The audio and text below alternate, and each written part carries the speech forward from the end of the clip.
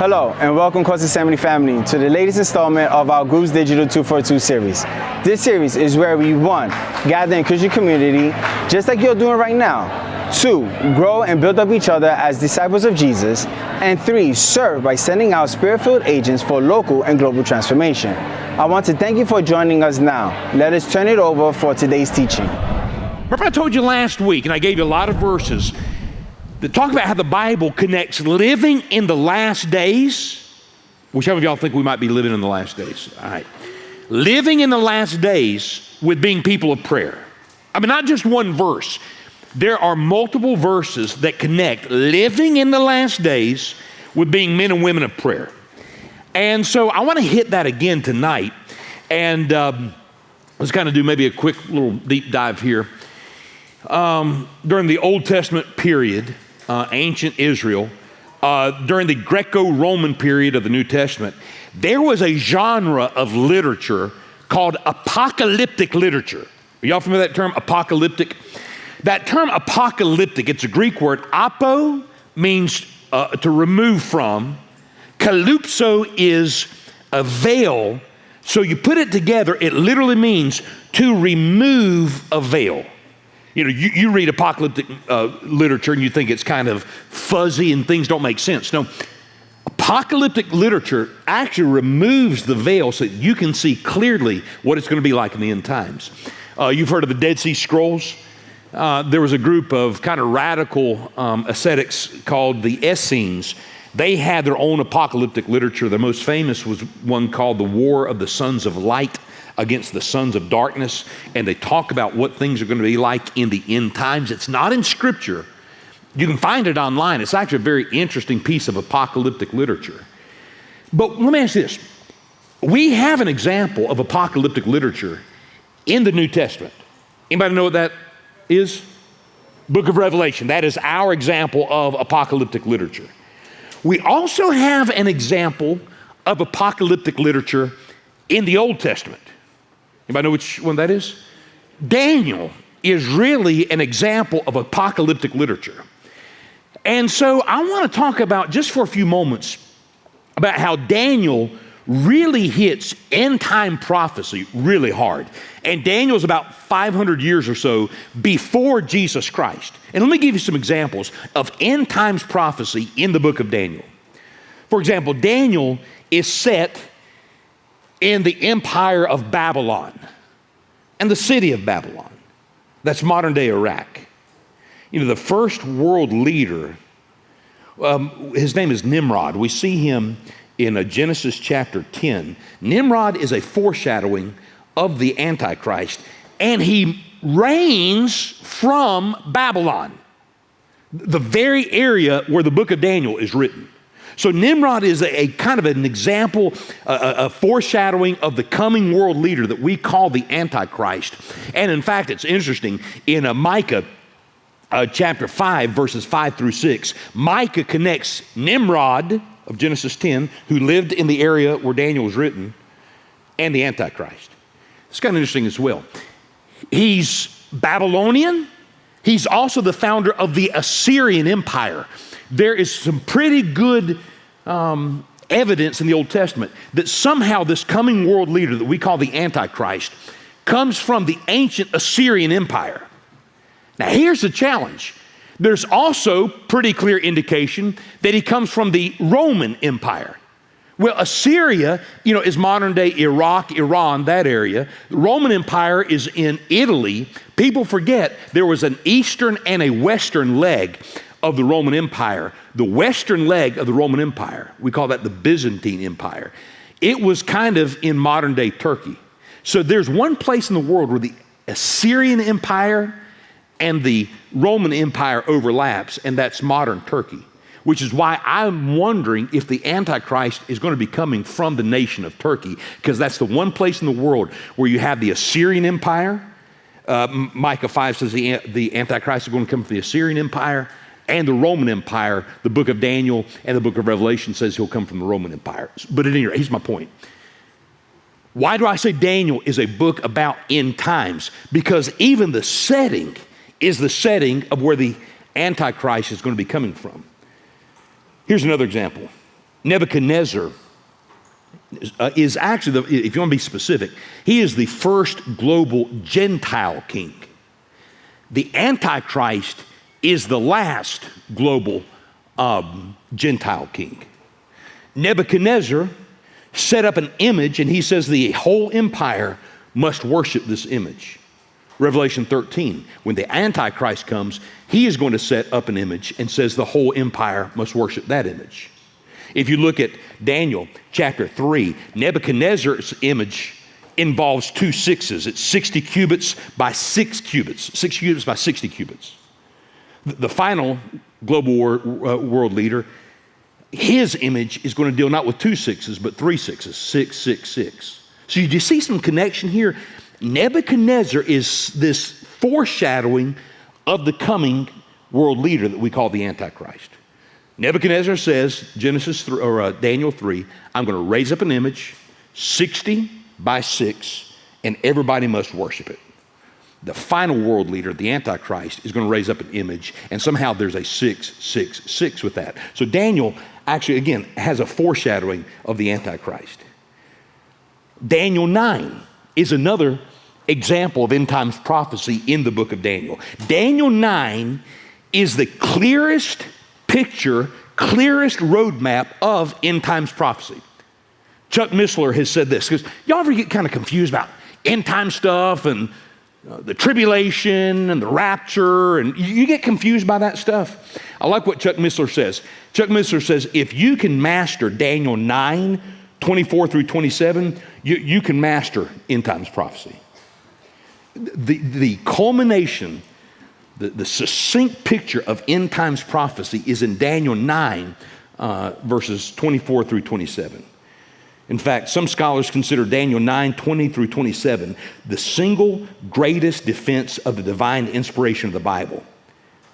Isaac Newton, who wrote a discourse on the Bible, you've heard of Isaac Newton, said that we could stake the truth on Christianity on Daniel 9, 20 through 27 alone. If that's the only thing you had in the Bible, Isaac Newton said, that prophecy is so precise, you could stake all of Christianity on that one passage. Sir Robert Anderson, who is the head of Scotland Yard, he did some study and a great exposition on Daniel chapter 9, and it appears that Daniel chapter 9, 500 years before Jesus comes, Daniel 9, at a minimum, prophesies the year that Jesus Christ would be crucified, 500 years before he was crucified, maybe even the very day he rode into the Jerusalem, 500 years before he rode into Jerusalem. And it's all right here in the book of Daniel. So Chad, what's your point? My point is this. Daniel is all about the final days. Daniel is a very clear, precise, concise teaching on end times prophecy. And so here's what I believe. Now listen, if you want a handbook on how to live in the last days, Daniel is your handbook. And I want you specifically to go with me to Daniel chapter 6. Again, Daniel's trying to hit this thing hard. Jesus is coming back. The Messiah is going to come back. The Antichrist will rise up. Daniel hits end time so hard, and then Daniel says, let me get real practical. If you believe that we are living in the end times, Daniel says this is a handbook on how to practically live in the end times. Daniel chapter 6. Actually, jot this down real quickly. I think, y'all got your study guides? I think we're doing that electronically now or whatever. So if you got your study guides, write this down. Why Daniel is a good model for those of us living in the last days. And in Daniel 6, Daniel says, if you're going to live in the last days, you must be a person of prayer. And Daniel himself models being a person of prayer in the last days. Here's why Daniel's a model. Number one, again, Daniel lived in a godless age. Y'all think we're living in a godless age? Yes. Daniel is kind of prophetically living, quote unquote, in the last days. And so that's number one. Number two, now watch this. Daniel was successful living in a very wicked pagan system. Would you agree that our system, I don't care if you're Republican, Democrat, or independent, this is a pagan system we're living in. And sometimes I just have this feeling we ought to just say, I was going to say, hell, no, again, I'm keeping my mind, my brain is fogging. I was about to say, to hell with the whole system. I shouldn't have said that. Forget the whole system. We just need to pull out, isolate, and wait for Jesus to come back. Daniel shows us, watch this, you can be successful and follow Jesus in a pagan system. Daniel was the number 2 man in the kingdom, and yet he never compromised. You can be successful and live in this pagan system. Third reason why I think Daniel is a good model for us is as a result of Daniel's prayer life, God gave him the clearest picture of the last day of anybody else in the Old Testament. Because Daniel was a man of prayer, God revealed some things to him. Here's a verse that I love. Psalm 25:14 says this, "The Lord confides in those who fear him." Wouldn't you love to be one of these people that God says, you know what? I want to show you something I'm not showing anybody else. Come over here. Let me tell you what's really going on. Daniel's a model of that. Daniel lived in a wicked, prophetically last days kind of time, and yet because he was a man of prayer, God confided in him. And so let's look at how Daniel was a prayer who lived in the last days. Daniel 6, verse 1. It seemed good to Darius to appoint 120 satraps over the kingdom, that they would be in charge of the whole kingdom, and over them 3 commissioners, of whom Daniel was one, that these satraps might be accountable to them, and that the king might not suffer loss. Then this Daniel began distinguishing himself above the commissioners and satraps because he possessed an extraordinary spirit, and the king planned to appoint him over the entire kingdom. Let me stop right here. You know, we bemoan, some people bemoan the current administration.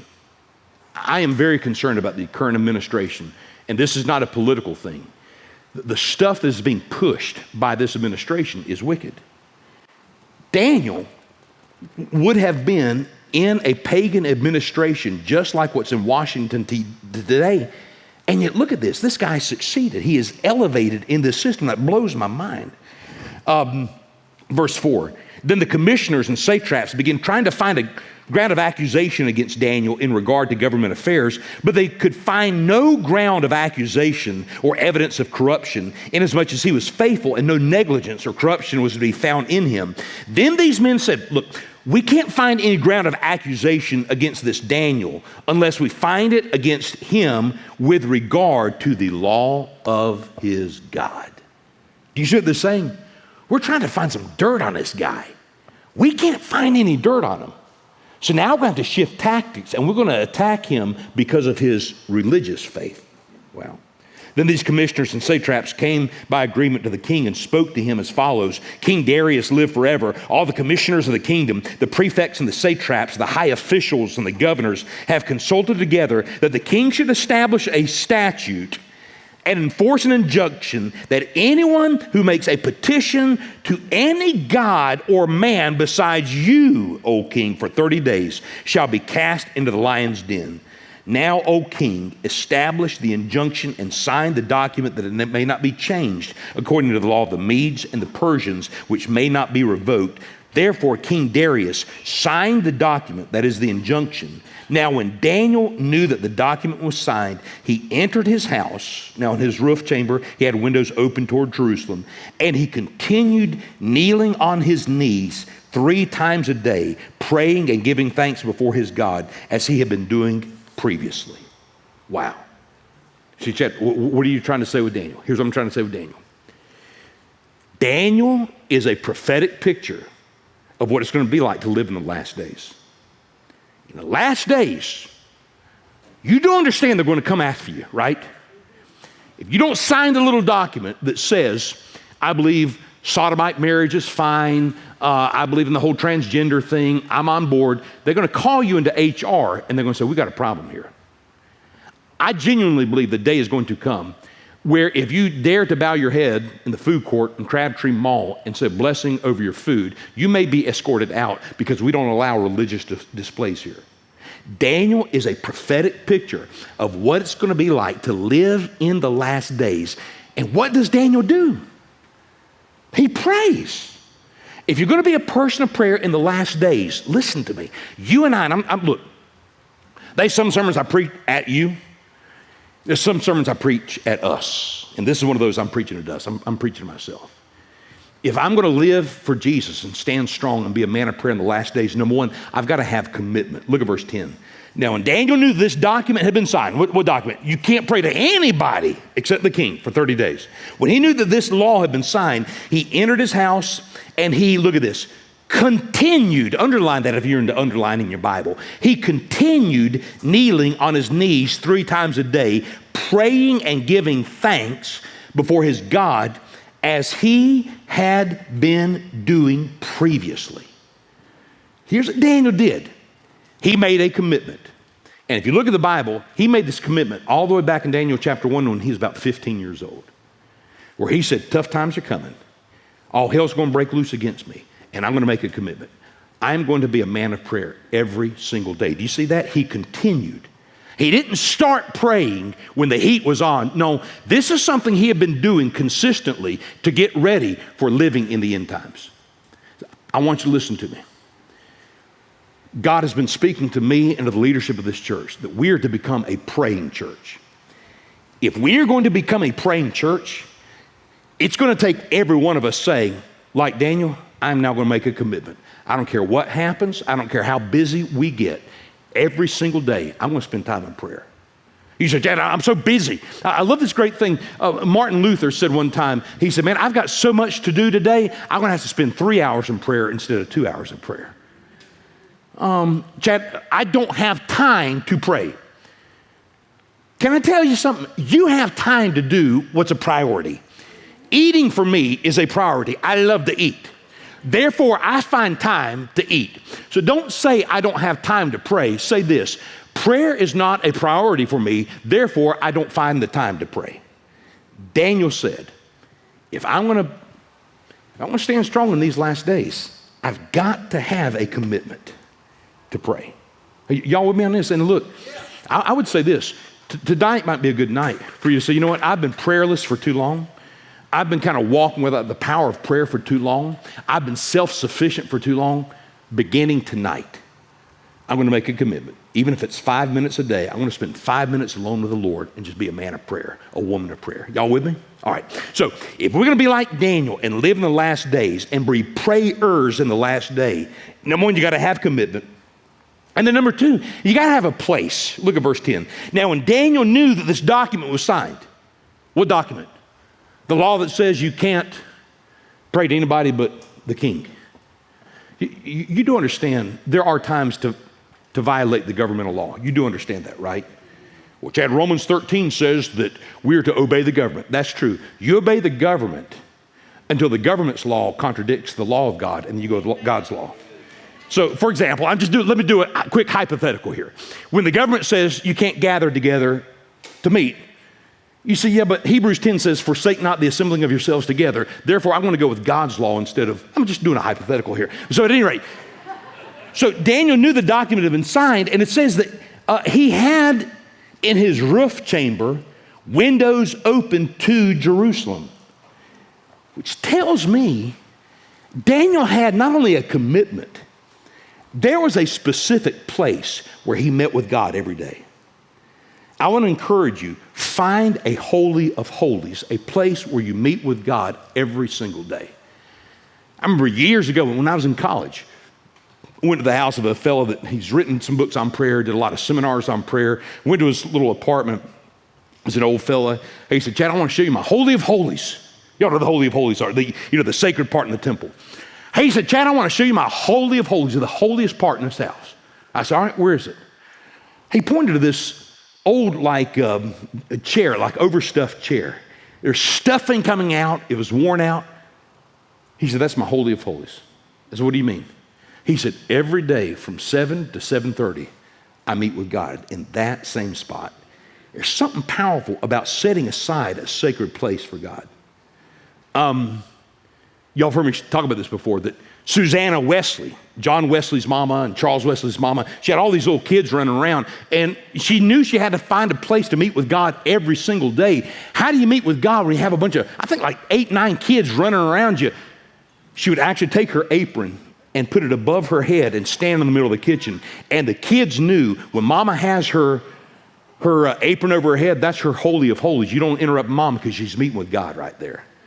In fact, have you heard Jesus say this? Jesus says, hey, look, when you pray, have you heard this before? Don't make a big show of it.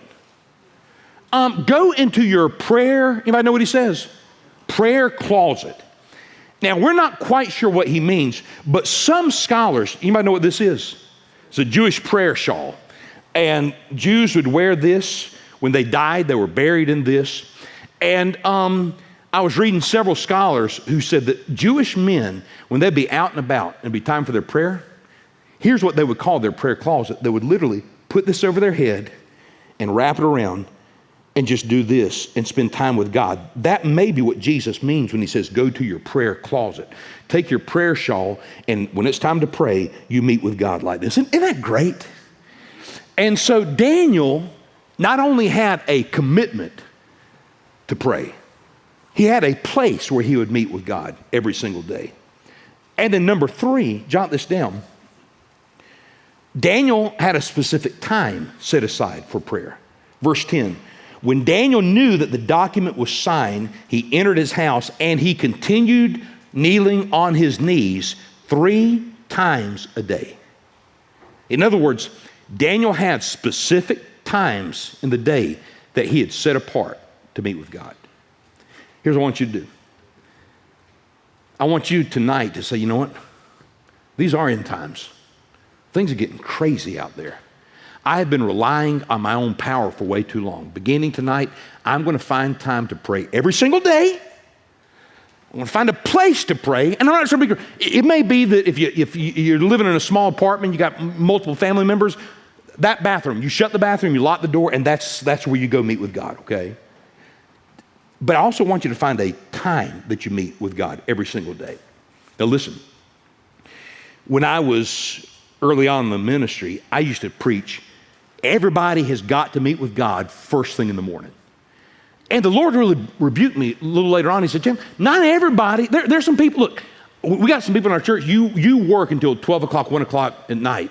And then for me to say, get up at 6 o'clock in the morning and meet with God, that's not right. So here's what I want you to do. You give God the best time of your day when you're the most awake and the most alert, and you spend that time with God. Because I tried this. Actually, I was pastoring here. I was reading about John Wesley and some of these guys who would get up at 3:30, 4 o'clock in the morning. And so I said, I'm going to start doing this. So I started getting up at 3:30 in the morning. And number 1, I was cranky the rest of the day. And Dora was like, I like you better when you don't pray than when you pray. I was cranky, number 1. And then I would brag to people. I'd say, you know, I got up at 3:30 and I laid before the Lord for an hour and a half today. And the Lord rebuked me and said, you didn't lay before, you slept before me for an hour and a half. That's not laying before. And so for some of you, morning is your best time. For some of you, late night is your best time. But my point is, you find a consistent time every day to be with God, and you give him your best when you're the most alert. Does that make sense? Okay. So Daniel, number 1, he says, I'm living in the last days. I'm going to commit myself to prayer. Number 2, I'm going to have a place. He had a place set aside to pray every day. Number 3, he had a time that he set aside every single day. And then I want to kind of wrap up with this one. A 4th key to Daniel being a man of prayer in the last days. Now keep in mind, here's what I'm saying. He is a prophetic picture of what it's going to look like to live in the last days. If you want to know what end times living is going to be like, it's right there in the book of Daniel. The 4th thing he had is integrity. You see this in verses 4 and 5.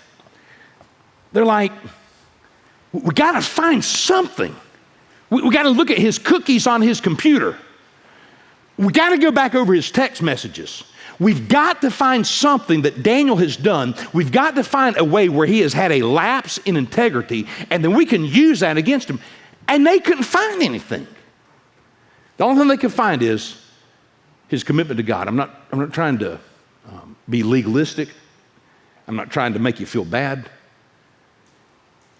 But if they came after you like they came after Daniel, would they be able to say, I've not been able to find anything, I can't find anything on his computer, I can't find anything on his texts, I've looked at her Facebook. I've looked at her posts. We can't find anything. I want to share something with you about prayer. And we've lost this in the American church. We've ignored verses like this. James 5:16. The effective prayer of a what? Righteous man or woman avails much. I'm not saying you have to be perfect. We all struggle. I get that. But if you're not committed to moral purity, you're not going to be a man or woman of prayer. There's some kind of connection between integrity and prayer if we're going to live in these last days. 1 John 3:22. And whatever we ask, that's prayer, we receive from him because we keep his commandments and do the things that are pleasing in his sight. Do you see what John's saying? We ask in prayer, we receive, why? Because we keep his commandments. We try to live close and clean to the power of the Holy Spirit. Folks, we've lost this in the American church. I was reading years ago about a man named Philip Semmelweis. In the 1800s, 1 out of every 6 women would die after childbirth. 1 out of 6. And they were trying to figure out what in the world was going on. They called it childbirth fever. Why were so many women dying in this particular area?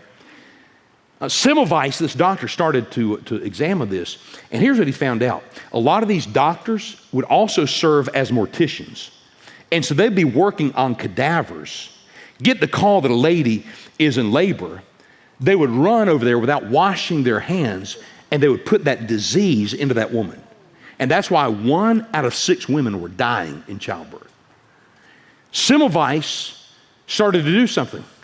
He started to wash his hands before he would deliver a baby.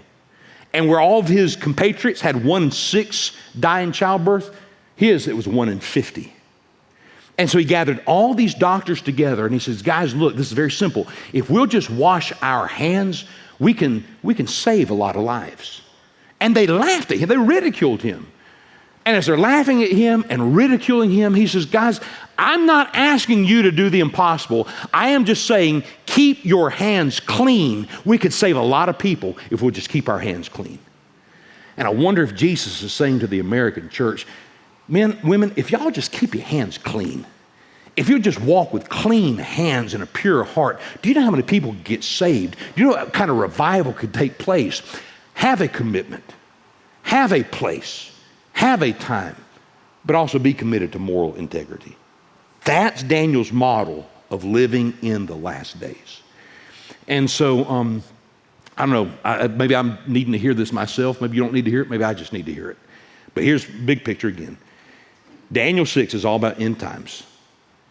Daniel is very clear. If you're going to live in end times, be men and women of prayer, okay?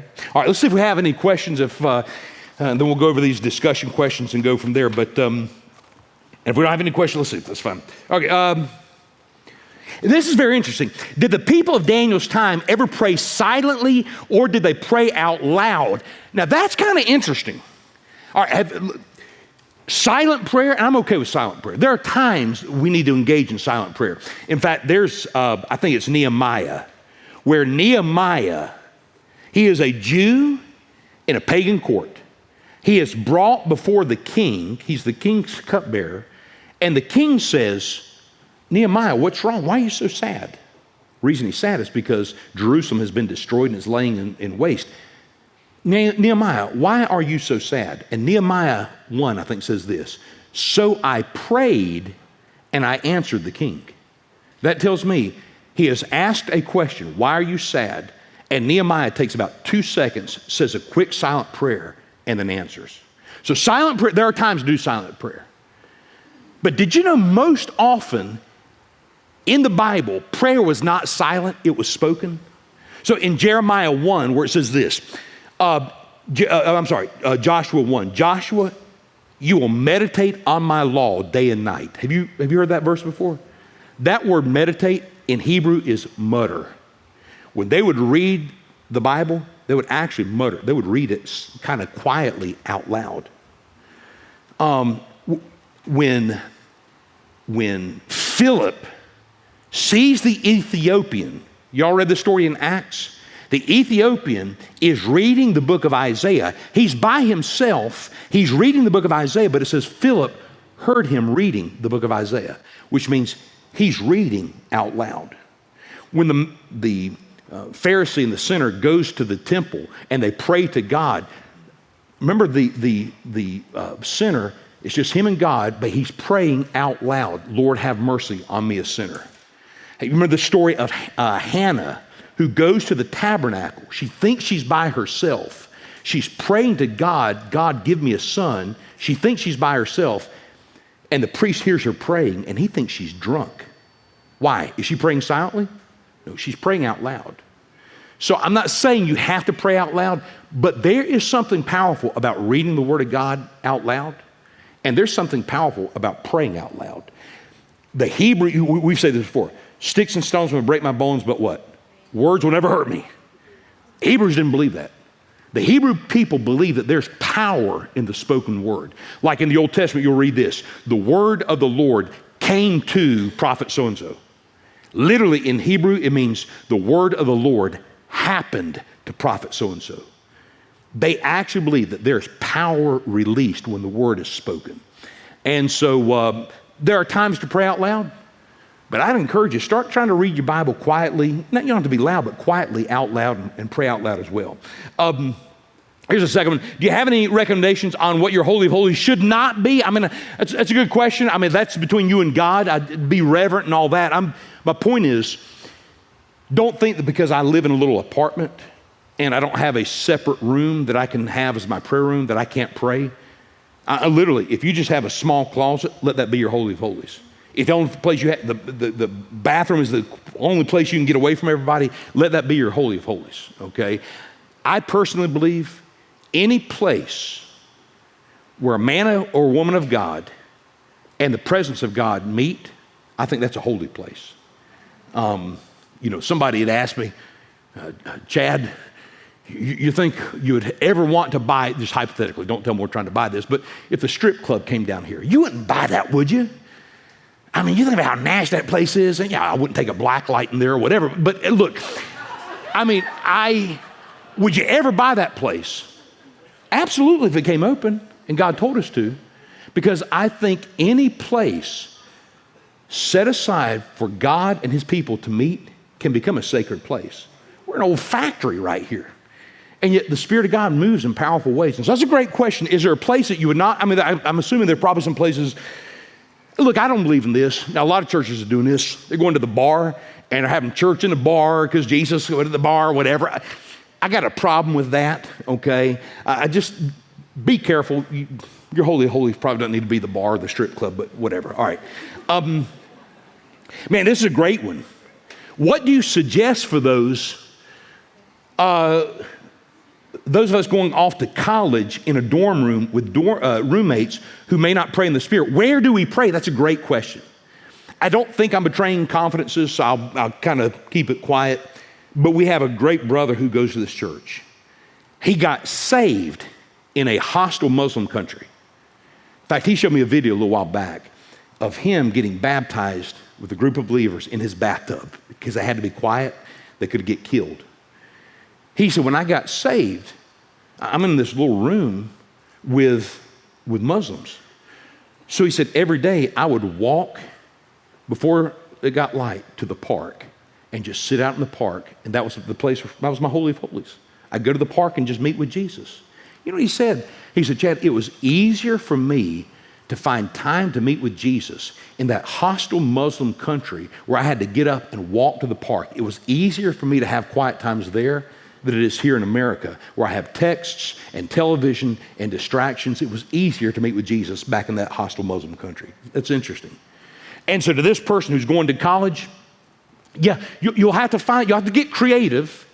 Well, what about in the wintertime, Chad? I can't meet with Jesus out in the cold in the wintertime. You'll be able to find somewhere on campus. There's somewhere on campus that you'll be able to meet. It might not be in that dorm room with other dorm roommates, but find somewhere that you can meet with the Lord. That's a great question. Somebody asked this, and we'll hit this later on. How does fasting align with prayer? We'll hit that because that's very important. Let's see. Here's a great question. Is prayer the same thing as talking to God? I would say yes, but let me fine tune that. Prayer, yeah, it's talking to God, but it's conversing with God. Have you ever met somebody that all they do when you're together, they just talk, and they won't shut up. They won't let you answer. You know what I'm saying? So I got to be careful when I say prayer is talking to God. The best kind of conversations is where you talk and you shut your mouth and you listen, let the other person talk back to you. And so prayer is not just talking to God. It's a conversation with God where I talk to God and I'm just still and I'm quiet and I let him talk to my spirit. You know, people ask me all the time, Chad, you said God spoke to you. Was it an audible voice? And I'll say the same thing. No, it wasn't audible. It was louder than that. There are times where God speaks to me so loudly, I don't hear him with my ears, but it's this loud voice in my spirit. So prayer is talking to God, but better yet, it's actually conversing with God. One more question, we'll close that. How can we as God's people get ready for the end times spiritually and mentally? That's a great question. I really want to take you back to the book of Daniel. I would just do this. If you are really wondering, how am I going to stand in the end times? Read the book of Daniel. There is so much overlap with the book of Daniel and living in these last days. It is amazing. Daniel, again, I probably didn't make this clear.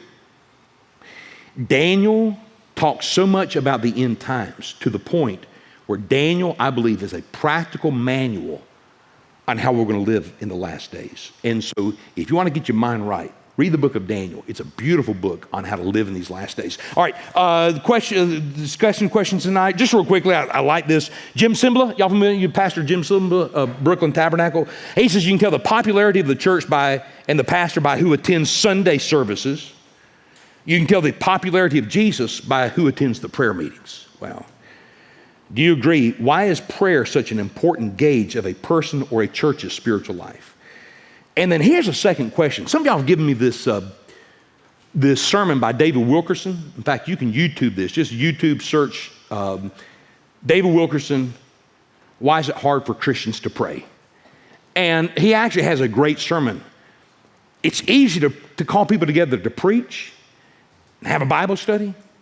It's easy to call people together to have a great worship night. But when you say, let's get together and pray, that's tough. Why is prayer so hard? So hit that for a few minutes. And then I want you to spend some time. We're really trying to ease into praying more here on Wednesday nights. I want you to pray for the church leadership as we're trying to figure out how to build a praying church here at Cross Assembly.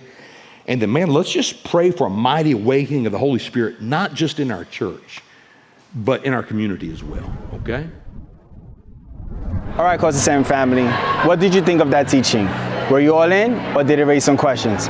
Perfect, because this is the time that you get to bring it to the group for fellowship and discussion. I'll leave you in the good and capable hands of your leaders and hope to see you all at our next installment of our Digital 242 series. Love you and God bless.